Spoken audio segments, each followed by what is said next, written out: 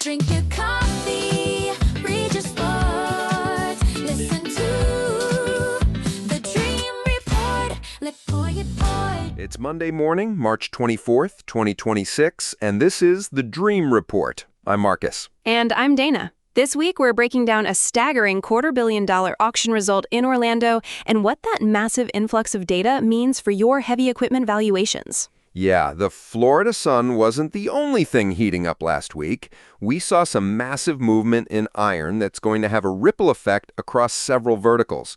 We also need to talk about some looming July deadlines that could fundamentally shift how you're looking at the cost approach for the rest of the year. It's definitely a week for the data hungry. We've got a lot to cover, from major manufacturer shutdowns to some surprisingly resilient numbers in the ag sector. So let's get into what the market is actually telling us. So let's look at that Ritchie Bros result in Orlando.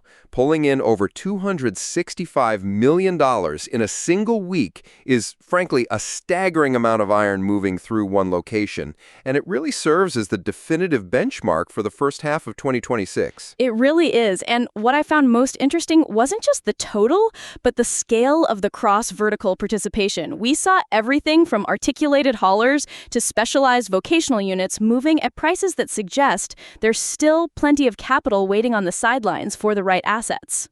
I'm always a little skeptical of the Orlando magic effect, though.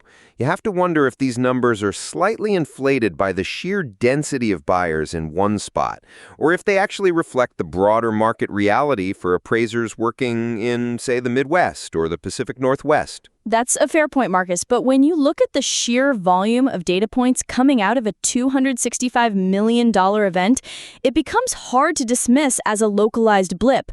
For appraisers, this is the most reliable set of comps we've had in months, especially for late-model construction and transport equipment. Right, and it's not just that the stuff is selling, it's who is buying. We're seeing a mix of end users and dealers, which tells me that the retail demand is holding up better than the headlines might suggest, even with the general economic noise we're hearing. Exactly. And look, if you're doing a desktop appraisal this week and you haven't looked at those Orlando sheets, you're essentially flying blind. It's the kind of scale that provides a real-world sanity check against some of the more optimistic book values we've been seeing lately. So here's the thing. While Orlando was a win, the broader data from Sandhills Global is painting a bit of a divided picture. They're reporting that the used farm equipment market is actually seeing an increase in sales, which is a nice breath of fresh air compared to what's happening on the trucking side. Yeah, the truck dealers are definitely in a different boat right now, struggling with a market that Sandhills describes as challenging, to say the least. It's a classic case of oversupply meeting a cooling demand, and we're seeing that reflected in the auction values for Class 8 sleepers. And look at the Fred data. The Consumer Price Index is sitting at 327.46, and the unemployment rate is holding at 4.4%. When you combine those indicators,